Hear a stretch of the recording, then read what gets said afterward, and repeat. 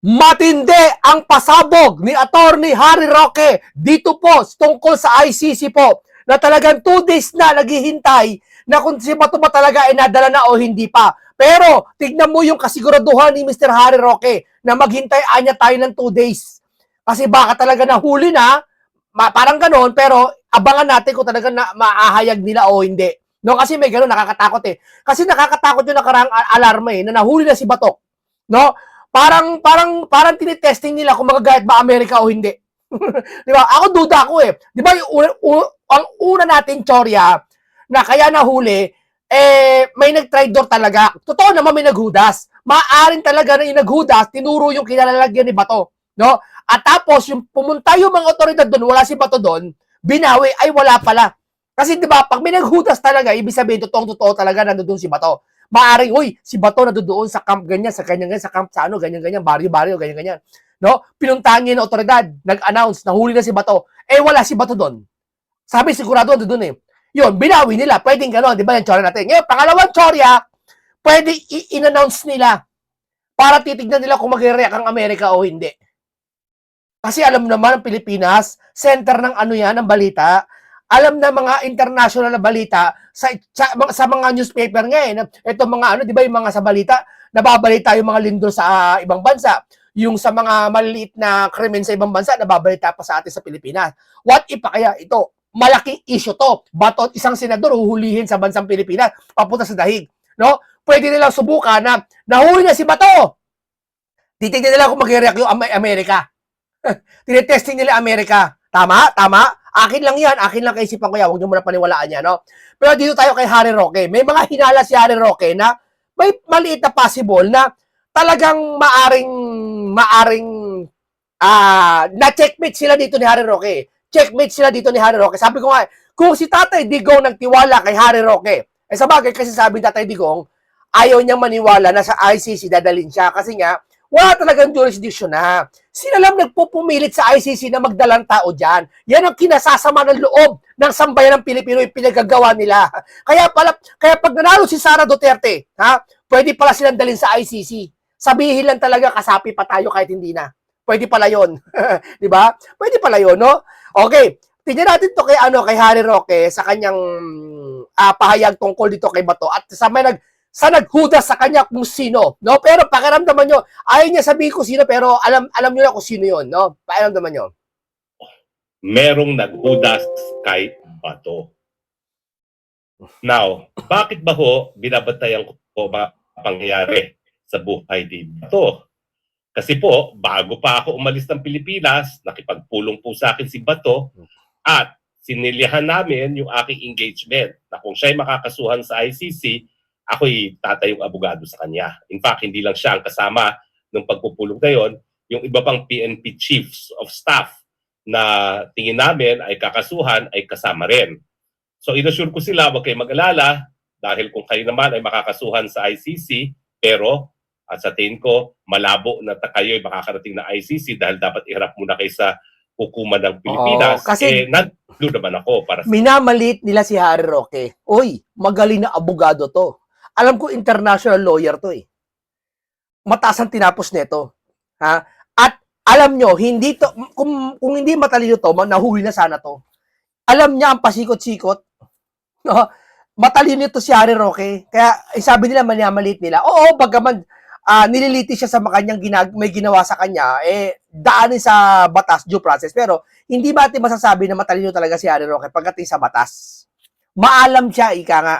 Kayo. Kasi syempre, napakahirap naman na ang mga abogadong mag-a-apply sa iyo ay di mo kakilala kung sino. No? Ang abogado talaga, nakadepende talaga yan sa absolute trust ng kliyente. No? Paano ka naman magtatrust sa kliyente doon sa mga puti na hindi mo kakilala? Bagamat, alam mo dyan sa ICC, ang dami talaga ambulance chasers dyan. So, anyway, ang problema ko ngayon, mula nung ako'y nailipat sa Austria, wala na nga ako sa dahig. No? So, kaya lalo kong binabantayan ang mga development sa kaso ni Senator Bato, kasi kung siya mapapadala sa dahig, wala ako sa Hague. So kinakailangan, meron din akong abisuhan Mm. na kakilalang abogado na sasalo habang hindi ako makarating sa dahig. Dahil medyo may technicality po ako ngayon na ako'y nag-aantay ng asylum decision ko dahil nga po ang Pilipinas ay kinansila ang aking passport. No? So para ikaw ay maging ICC lawyer, tatatakan yung passport mo ng visa for ICC lawyer, hirap, wala akong ganyang passport. So bubuo pa rin ako ng team ng mga abogado na sasalo kay Senator Bato, panandalian na hindi pa ako makapasok no, hanggang wala akong travel document bilang abogado sa ICC. So talagang ako po, binabantayan ko lahat ng developments sa kaso ni Bato because yan po naman I promised him no, that I will assure him legal representation when he needs it in the ICC. Hindi lang po siya ang aking pinangakuan, yung iba pang dating PNP chiefs na posible rin na merong warrants of arrest. No? In any case, kinukumpirma ko po na meron po talagang naghudas. Meron talaga naghudas. Pero ang ganito yan hindi mawawala yung naghudas sa kanya na maaring kaalyado, no, na senador maaari, na sinasabi yung kinaroroonan ni Bato. Syempre, pag naghudas ka, may kapalit ka. Hindi yung basta sisip-sip ka lang. Maaari yung kapalit, wag makulong, or malaking perang halaga.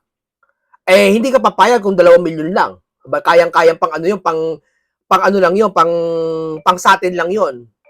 Pero kung usapan yan, dandang milyon. Bato de la Rosa yan Gusto talaga matunaw si Bato de la Rosa para yung boto ng senador, maging 23 na lang, bumaba, maging 14 na lang yung boto ng senador. Diba? Dadalhin pa nila si Bongo. Ganyan mga yan. Tapos, kaya nila pinakulong yung mga senador dahil sa flood control issue, wag maimbestigahan. Ganyan, talagang wala talaga, desperado na. Pero, hayaan natin, no? Pero, bago yan, panoorin natin dito si Torion sa kanyang kung ano ba talaga ang nangyari. Ito, ano ba talaga ang nangyari? Panoorin natin ito si Torion sa kanyang pagsasalita. Pinagkampo ni Senator Ronald Bato de la Rosa ang mga ulat na nahuli umano siya ng mga otoridad kaugnay ng pending na ICC warrant. Ayon sa legal counsel nito na si Attorney Israelito Torion, walang natanggap na tawag mula sa pamilya de la Rosa silang mga abogado kaugnay sa issue. Duda naman si Torion na maaaring pain o bait lamang ang issue para matriangulate ang seller signal ni Senator Bato. Baka na ito na para magtawag ako or magtawag yung any member of the family of Senator Bato de la Rosa at matriangulate na naranasan na kasi natin ito in the past, no, sa kaso po na na-handle natin. Kaya I really disciplined myself not to call my client at that time kasi there is really that big possibility that this might be a ploy for us to contact our client, and if we did that, then that would have produced a certain vibration which would enable the authorities to locate him. Yun, totoo yun. Pag tumawag kay Bato, nahuli ka na daw. And yung cellphone mo, alam mo naman, hawak nila otoridad ngayon, naka-trace. Kasi nalalaman yan 'di ba sa mga sa mga food nga, sa mga papapadeliver ka ng food, 'di ba? Natitrace ka kung nasaan ka, 'di ba? Isipin mo 'yun application lang 'yun. Pag papadeliver ka o kaya magpapadrive ka, papahatid ka, malalaman location kung nasaan nadedetect open location ka lang nadedetect kung nasaan ka Gets mo? Alam nila kung yung cellphone na 'yon pwede napapakinggan or yung location ng kausap mo, alam nila kung saan. Walang imposible kasi internet nga gumagana. Hacking, parang ganon. Something ganyan, no? Decoding, ganyan, etc. Nalalaman location mo. Malalaman pag tawag ko, Bato, nahuli ka na daw sa pool. Alam na kung nasa si Bato. Kasi natitrace yung nasa cellphone ka habang nakikipag-usap. Ganyan katuso yan mga yan. Pero, possible yon, possible din yon. Or possible naman, sasabi ko kanina, sinusubukan nila Amerika kung magagalit o hindi. Di ba? Kung mag-react ba o hindi sa gagawin nilang panguhuli kay Bato. Di ba? Pinapractice na nila yung yan ang sinasabi ko, maging aware tayo. Dahil yung mga yan ginagawa ng lahat ng para sabi ko, di ba si Satanas, alam niya malapit na kaparusahan niya. Ito mga huling araw na to. Anong ginangyayari? Di ba? Sunod-sunod ang mga sakuna, sa mga trahedya, aksidente, lahat, mga kasamaan ng tao, ang pag-ibig ng tao ay maglalaho sa Panginoon Diyos, di ba? Ang daming bansa na ibang lugar na hindi na ayaw na kumilala kay Kristo. Maraming ganyan, tinatakwil na, ganon. Kasi Satanas nagmamadali na kasi gusto niya may kadamay siya pag siya pinarusahan na. Baga lahat ng ginagawa niyang desperado, ginagawa na niya. Ganon din ang mga kaaway ngayon. Ginagawa nila bago sila maparusahan kasi alam nila malapit na sila maparusahan eh. Pag hindi sila tagumpay dito, mapaparusahan talaga sila pag sa susunod na presidente, no? Kung si Sara maupo, no? Kaya lang po, yung pagkakaalam ko, yung nalalaman kong paghudas, nangyari po 2 linggo nang nakakalipas. Yeah, makinig Kaya kayo. sa totoo lang, yung mga abogadong kinontak ko para saluhin si Bato habang ako'y Alam na ni Harry Roque 2 linggo na nakakalipas mula nang inera niya yan. No? Alam niya na kung ano mangyayari. Kaya itong hindi na bagong bagay, itong paghuhuli kay Bato, hindi na bagong bagay sa kanya. Maaaring nagtimbrihan na sila sa isa't isa. hindi pa makapasok, tinimbrihan ko as of 2 weeks ago na okay, dahil babiyahe rin sila papunta ng Dahig, o ano kayo, ready kayo ha? Anytime, kung dadalhin sa Dahig si Bato, sasaluhin natin on day 1. So, ang pagkakaalam ko po, yung paghuhuda sa kanya, 2 weeks ago, sinabihan ang otoridad kung nasaan siya. Siyempre, nakakalungkot, pera-pera pa rin yan dahil meron naman silang confidential funds. Talaga naman yan ang dahilan kung bakit sila may confidential funds, nabili impormasyon, at siyempre, malapit yan kay Senator Bato, no? Kaya talaga hudas ang nangyari. Mabuti na lang, ang balita ko, dahil kabaro naman itong si Bato, meron din nagbigay ng abiso kay Bato.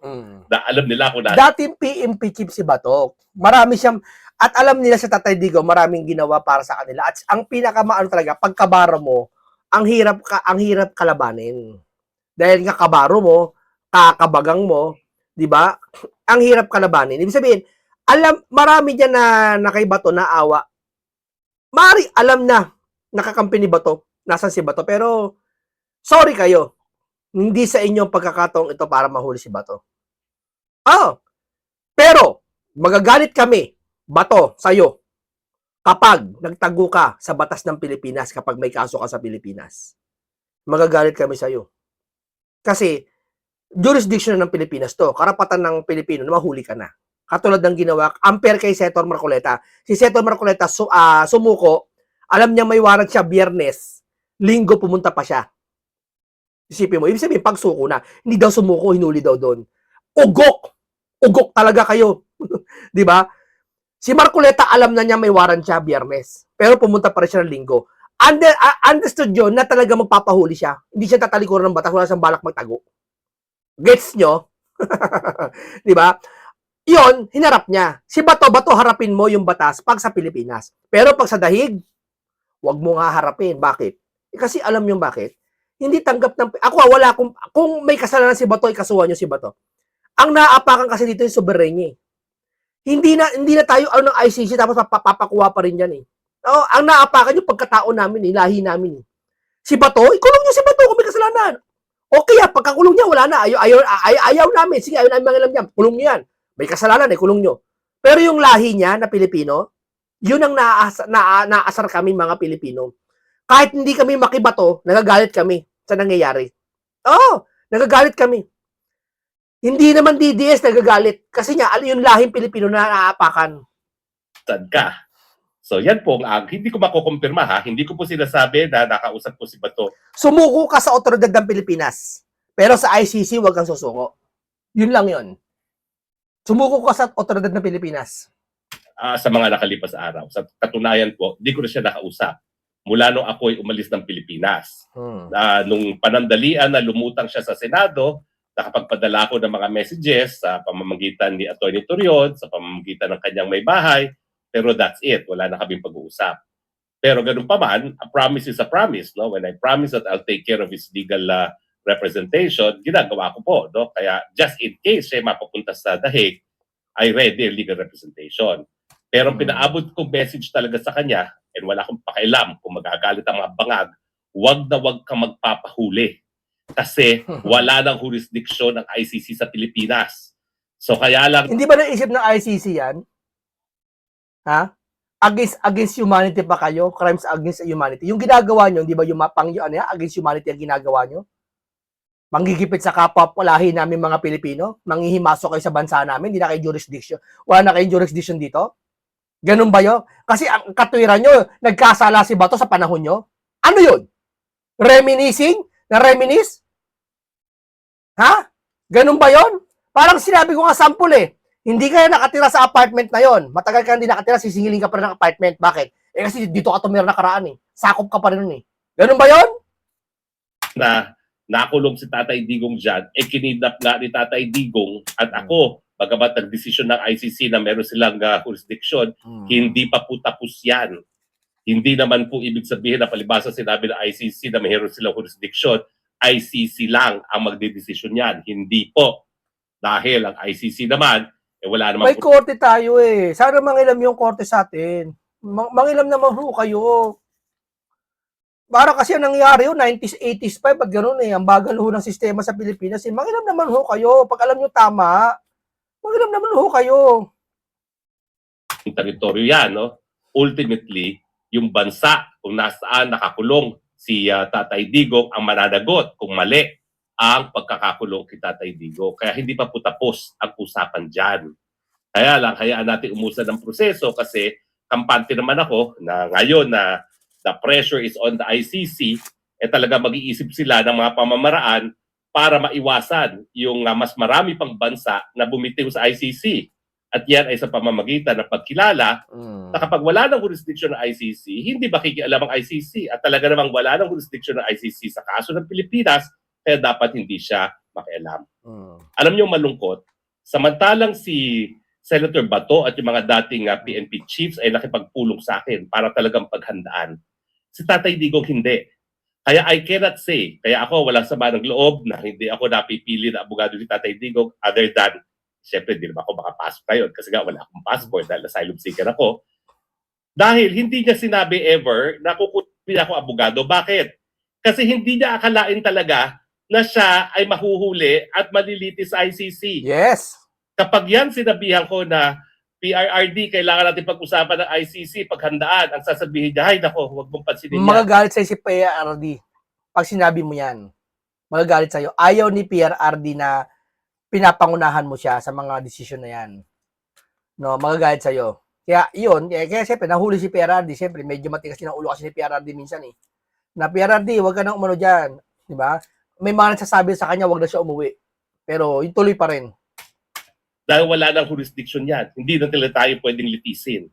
Yan po talaga ang sagot niya. Samantalang ang sagot nila General Bato at ibang PNP chiefs, paghandaan natin just in case. Yung pagkakaiba. Si Tatay Digong, sigurado na walang jurisdiction ang ICC kaya hindi dapat paghandaan. Kaya nga, di ba, pinayagan niya na mag-imbestiga yung mga ICC investigators. Alam niya yan. Yung sinabi ni BP Sara sa talumpati niya sa ICC, alam niya yan. Alam ko rin yan. Bakit? Ay nako, wag na. Wag na natin sabihin kung bakit ko alam din. Okay? Pero alam po yan ng aking mga kaklase lang sa law school kung bakit alam ko ang mga gawain ng mga investigators sa ICC sa Pilipinas. Gayong ako doon mga panahon na yon ay nasa Malacanang. Pero in any case, sabi ni Tatay Digong, hayaan mo sila mag-imbestiga. Wala daw alam si Harry Roque tungkol dyan. Pwede ba yun? Yung spokesperson ka ng Malacanang na ilang taon, wala kang alam. Ano ka ba naman? Mag-iisip-isip din man kayo na minsan, no? Marami alam si Harry Roque tungkol sa mga usapin na hindi niya binabanggit ngayon.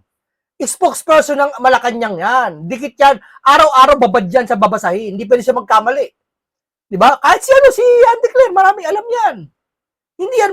Hindi biro pagiging trabaho ng spokesperson. Diba? Marami kang babasahin yan. Para pag tinanong ka, handa ka. Kaso nga lang, iba pinaghandaan nun ni Auntie Claire. Diba? Batiko sa Duterte. Tiga, pakialam ko sa kanila. Wala na naman sila jurisdiction. Pero sila ba to, kahit pa paano, pinaghandaan. Hindi ko lang alam kung yung mga pinag-usapan namin na mga dokumento na posibleng ebidensya ay nakalap nila kasi nagkaroon ako ng initial list of documents na kakailanganin natin.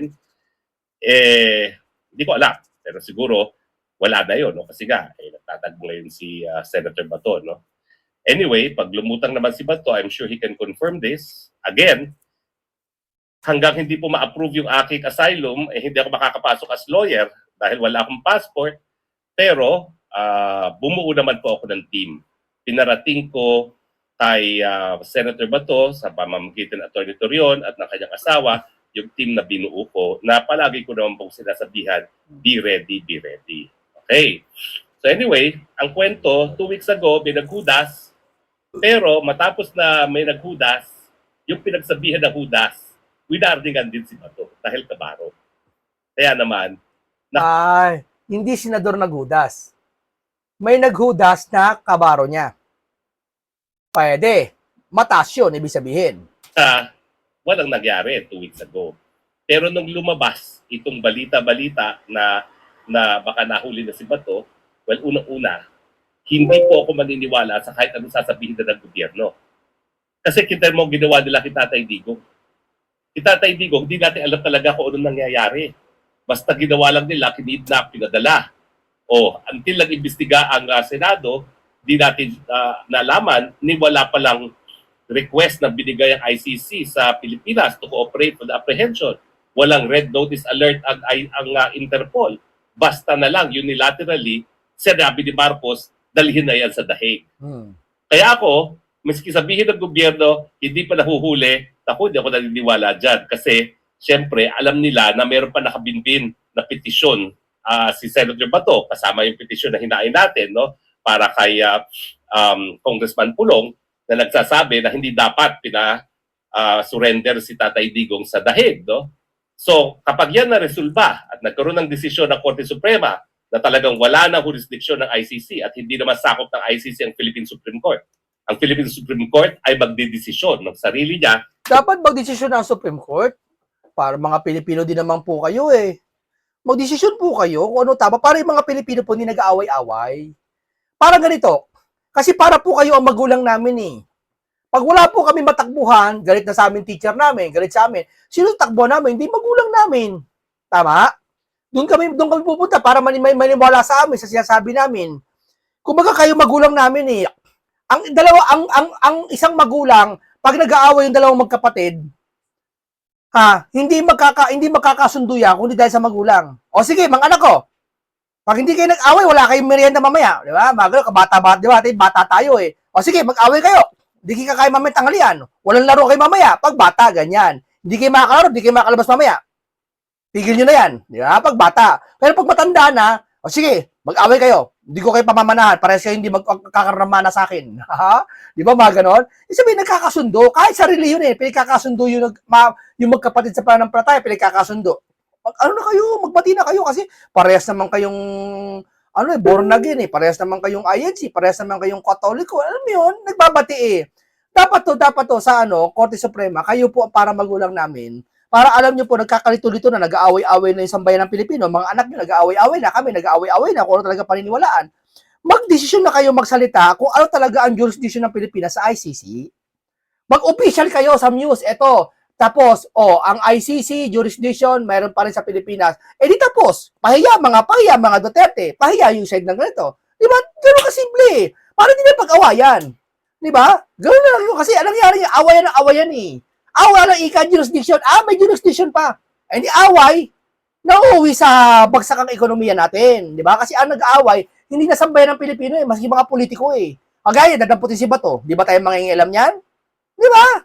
May jurisdiction pa, wala ng ICC. Syempre, hindi na po pwedeng arestuhin ng mga otoridad sa Pilipinas yan. At dahil dyan sa pendency ng kaso na yan, ang gagawin nila, parang ginawa rin nila kay Tatay Digong. Wala nang delay. Wala nang harap-harap sa lokal na hukuman. Wala na yung mga probisyon ng ICC na yan. Basta, isasakay sa eroplano at dadalhin sa... Pagkikidnap yan, hindi mo ipapaalam sa otoridad. Kasi ang hinala kasi ng mga vlogger, pero sinabi naman ni Torion, andito pa daw si Bato. At sinabi ng DILG, tiwala naman tayo kay John Vic, no? Na hindi daw nahuli talaga si Bato. Kaya yung mga lumalabas na sinasabi, si Bato daw nasa dahig na, ayaw ipasabi, kasi di ba ayaw ipaalam, baka magalit daw si Trump kay BBM. Possible, tsore lang yun. May ganung sistema, may ganung senaryo. ayaw ipaalam, okay, testing lang, no? Bluff lang, no? Dito, pero, hindi pa rin sigurado si Harry Roque. Siya, naninigurado kung within 2 days, pag wala talaga, na hindi nila nalaman, nasa iba to, nasa dahig na. Kasi tuso yung mga kalaban eh. Kayang-kaya nilang gawin yun eh, yung hindi pa alam sa atin. Oo, kasi hawak nila lahat eh. Kaya nga sabi ko sa inyo, lahat ng ginagawa nila ngayon, ipagsusulit nyo lahat yan. Tandaan nyo, kahit science, Bible, medical, sa katawan na lang eh. Di ba sa katawan, sabi ng magulang mo, anak, huwag kang abuso sa katawan kasi pagtanda mo, sisingilin ka. Di ba? May pagsisingil eh. Tapos sabi naman ng Biblia, walang kasalanan na hindi pagbabayaran. Di ba? Sa science naman, yung mga law ganyan, sa science na kung ano sa mga kasabihan sa Indian sa karma, kung ano inani siya mo anong tinanim siya aanihin mo. Ibig sabihin, may balik eh, may balik sa iyo lahat ng bagay eh.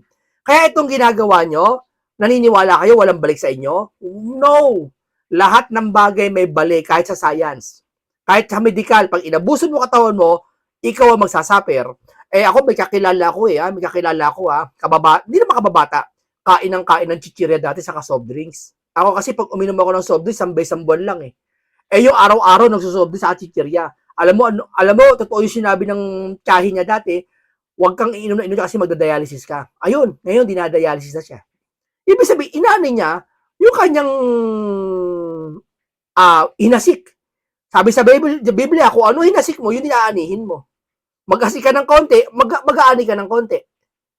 Mag-asik ka ng sagana, ahani ka ng sagana. Kahit naman sa magsasaka di ba? Ang magsasaka ba parang tanim ng konting palay, aani siya ng maraming palay? Hindi. Yun kung ano yung tinanim niya, yun din aanihin niya.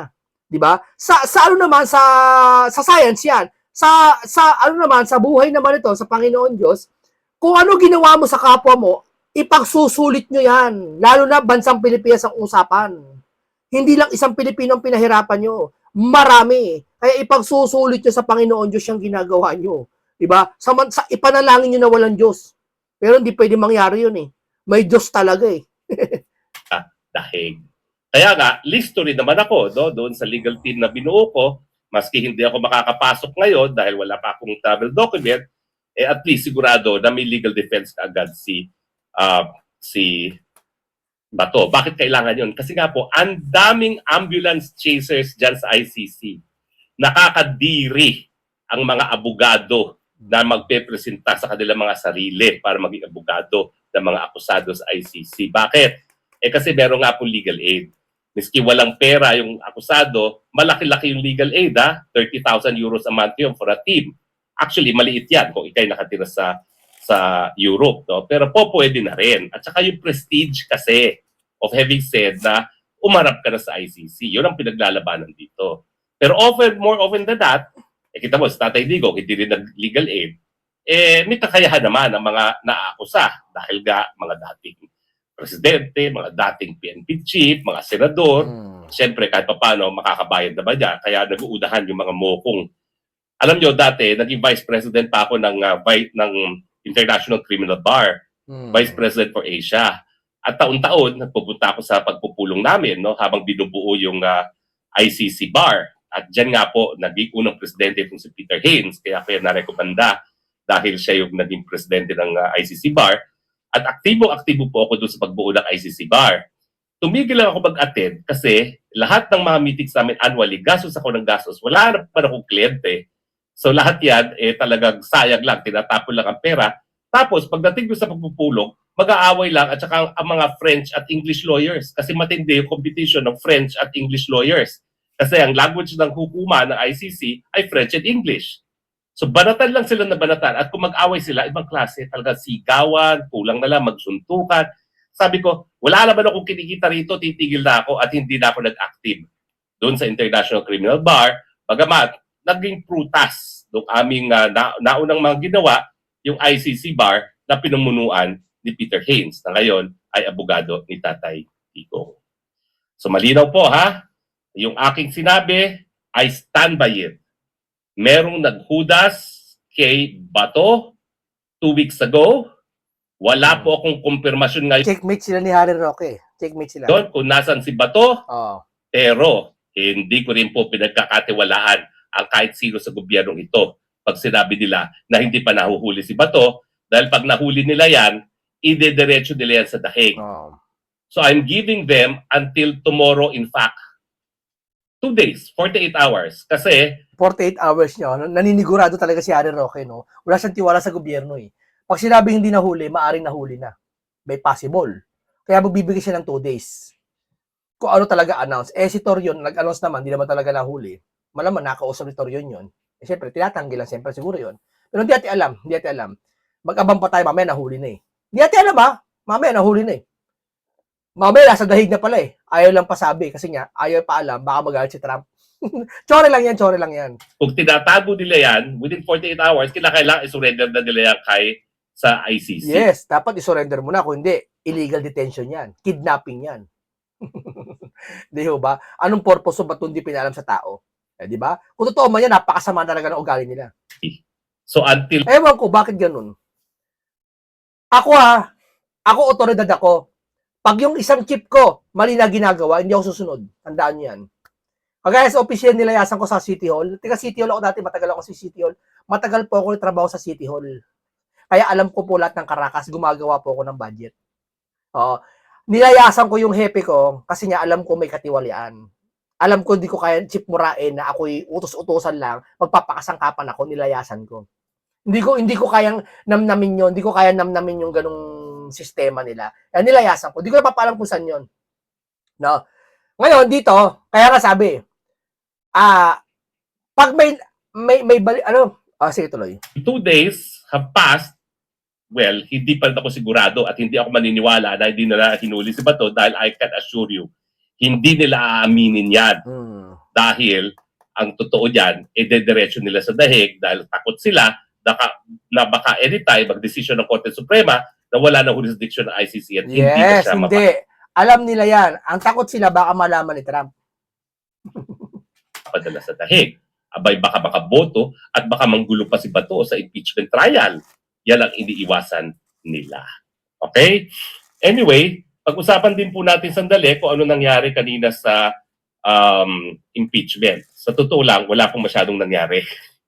Patuloy po yung mga ina-identify nila mga records, patuloy yung pagpipilit ng prosekusyon na may mga irregularidad, pero patuloy naman ang sinasabi ng depensa na unang-una, lahat ng mga sinasabi ng testigong yan, at pareho pa rin naman po testigo yan, ay personal observations niya. At hindi naging resulta ng isang notice of disallowance na magiging decision mismo ng COA. In fact, yung notice of disallowance, hindi pa yan yung pinal. Diba? Kinakailangan, umakyat pa yan sa COA Mbank para maging pinal. In other words, walang personal observation na katibayan na nangurakot si BP Sara ng kanyang confidential fund. Yan ay personal na observation lamang.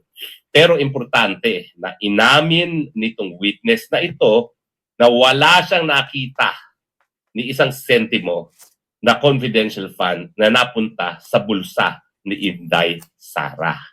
So dapat talaga i-dismiss na yan. Sa tingin ko, dahil ito'y 13th day na at everyday cost the taxpayers 25 million at sa ngayon wala pa talaga silang direktang ebidensya na nagpapakita na kahit anong kasalanan ni Inday Sara, nagsisisi na ngayon yung mga prosecutors. Biruin mo yung Berigis Piato, 70,000 lang pala. Ordinary talaga no? 70,000 lang. Yung Berigis Piatos, di ba? Na yan. Kasi alam mo, pag ito walang nangyari sa kanila, wala naman talaga mangyari dahil walang ebidensya, talagang sira ang kanilang mga professional careers. Ang problema, miski sabihin na natin na sa politika, gigipitin ng mga senador para bumoto para sa conviction, kapag nakita naman ng taong bayan, wala talaga... Magtulong-tulong kayo yung mga senador. Cheese, okay matakot. Magtulong-tulong kayo na kayo. Ibulgar nyo na yung big fish. Lahat ibulgar nyo, magtulong-tulong kayo. Tapos ang laban. Ang mga pink lawan, makikipagtulong naman talaga yan eh. Kaso ayaw nilang gawin. Kasi nga si Sara papalit presidente. Diba? Napakasakim do. Makasarili, diba? Grabe ugali, no? Alam ng mga pink lawan kung siyo talaga mastermind. Ayaw nilang tumulong sa investigasyon. Dahil pag nababa yung nawala yung si Sara, baka maupo. Galing, no? Grabe ugali, sasama na ugali, no? Sasama na ugali. Ebidensya. At sa ngayon, wala naman kahit anong ebidensyang napapakita pa, baliwala yan. Baka yan pa ang inaantay ng taong bayan para talaga magkaroon na ng people power. Ang isang conviction na walang ebidensya, no? Hindi natin alam. Pero siyempre, hindi natin ma-explika kung ano nangyari sa mga naunang kasaysayan natin na 2 beses na nag-people power at ngayon, hindi pa nag-people power. sa tingin ko, ako meron akong personal na dahilan na naiisip, pero that's not for public discussion. Tsaka na Ako rin, meron din ako alam na talagang may kakaibang mangyayari. Sabi ko, di ba nakaraan, sabi ko himala. Hanggang ngayon, di pa ginagawa yun. May nakikiusap pa kasi sa taas eh. May mga sinasang-alang-alam pa, pero hintayin natin. pag-usapan yan. Okay? Okay, maraming salamat sa iyo, si Harry Roque. At dito, mga tsorya natin, na maari nga, sana, na, kaya, baka nahiya lang sila kay Trump, sinusubukan lang binablock lang si Trump para masabi na nahuli si Bato, titingnan nila kung mag-react yung Amerika. No? Tsorya lang yan. Maraming salamat, isang komentaryo punong-punong karungat kaalaman, at isang content na makabuluhan. Paalam po sa inyong lahat.